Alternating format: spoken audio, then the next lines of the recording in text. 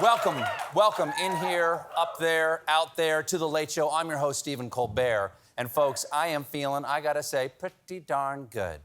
And I feel a little bad about that because the thing I feel great about is somebody else going to prison.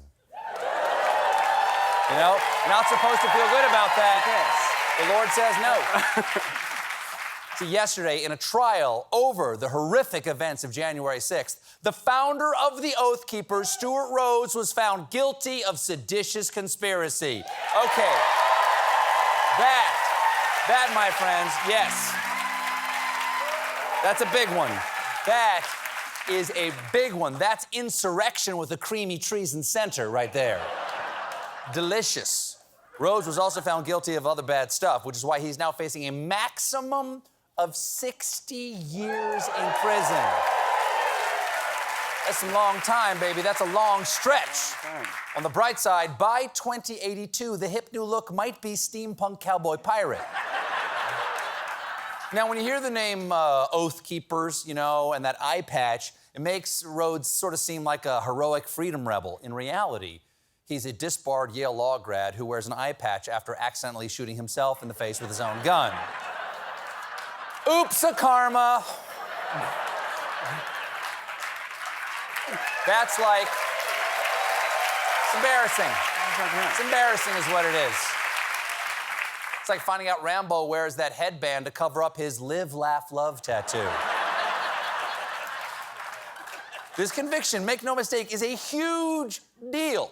It marks the very first time that a jury has decided that the January 6th violence was the product of an organized conspiracy. Well, yeah.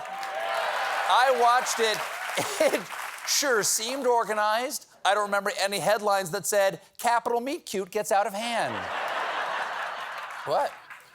Rhodes is such a scumbag, even his estranged wife chimed in, saying that the conviction is the first time Rhodes has ever faced consequences. Damn. That is what you call winning the breakup.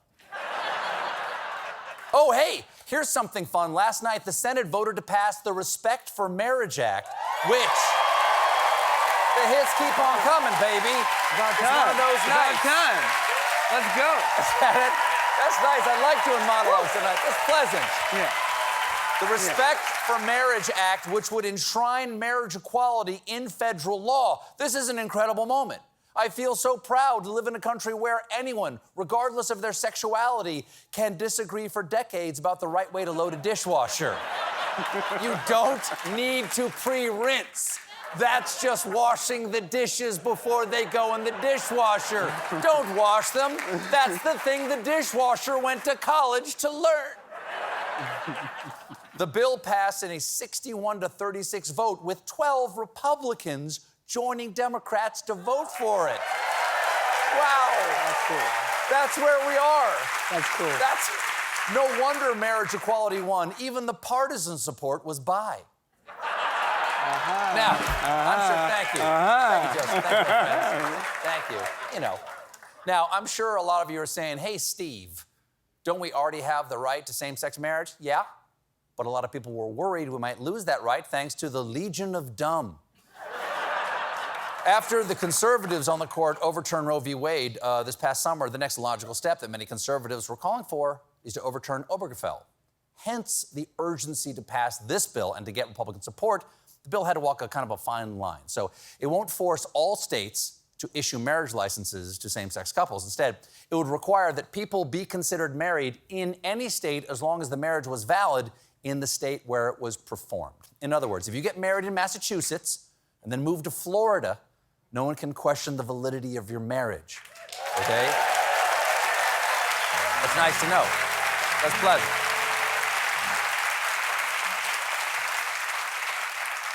But they can question why you moved to Florida. But seems nice enough.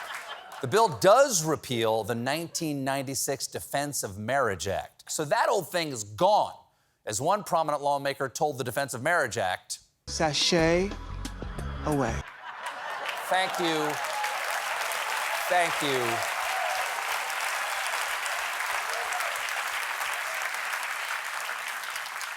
Thank you, Senator Rue.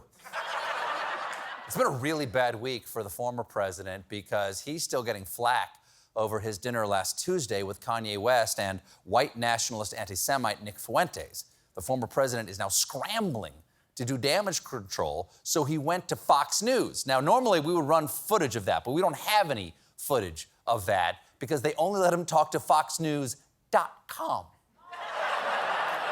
Even their cameras are unwilling to be seen on camera with him right now. The former president told the website he had never heard of Fuentes before the dinner, adding, "I had no idea what his views were." You know, I might have believed that 6 years ago if this was the first time you played footsie with white supremacists.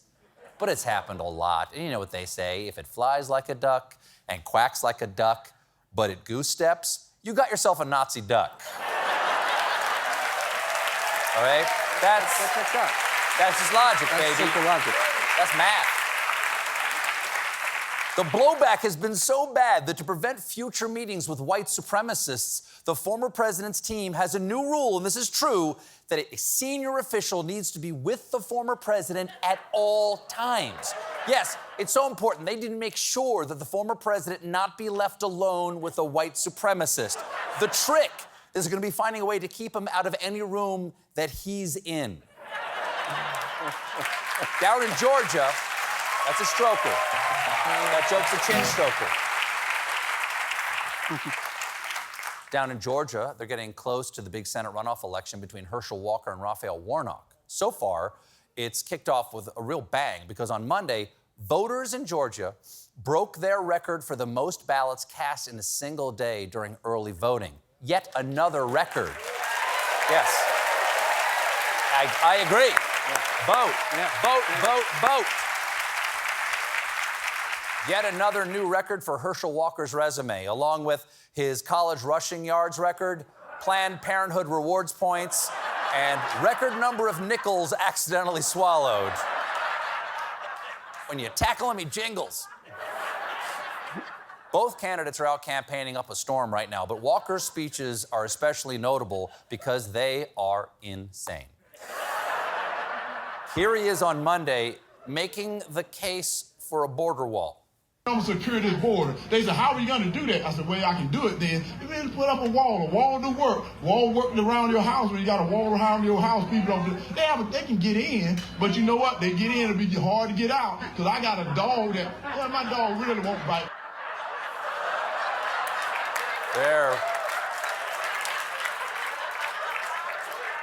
They're gonna have to update that chant. Build the wall, add a dog. One that bites? Maybe not. If voters... Look at those scuff marks, man. I know. Look at that. If voters send Walker home, he might have a hard time finding where that is, because while we knew Walker had multiple homes, just this week we learned that he's claimed his home in Texas as his primary residence to get a tax break. Not great for a would-be senator from Georgia, but unlike his other scandals, Walker's been refreshingly honest about it. Here he is in January. Everyone asked me, why did I decide to run for a Senate seat? As I was sitting in my home in Texas, and I was seeing what was going on in this country. I tell people, stop for a moment and look. You know, I live in Texas. He came right out and said it.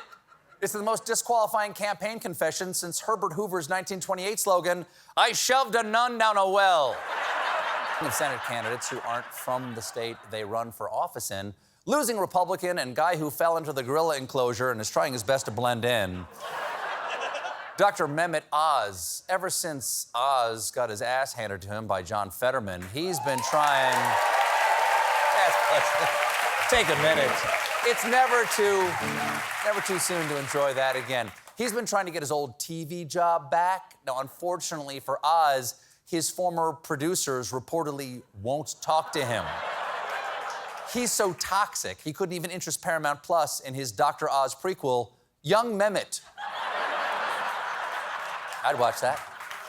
One reason producers don't want Oz back is because the TV folks believe the campaign badly damaged Oz's reputation. And that's no small feat, considering that before he ran, his reputation was Doctor Who says if you have more than 200 orgasms a year, you can reduce your physiologic age by 6 years. Okay? Looks like your secret is out, Paul Rudd. Turning to 200. 200. Is that all? Turning to the world of religion, many faiths around the world believe that with time, prayer, and meditation, one can achieve a state of religious ecstasy. But some folks want a shortcut, like in Thailand, where a Buddhist temple has been left without any monks after they all tested positive for meth. Yes. As the enlightened one himself said, "How do I stay so fat on this much crank?" We got a great show for you tonight. My guests are Secretary of the Treasury Janet Yellen and comedian Rob Delaney. And when we come back, it's Meanwhile, y'all.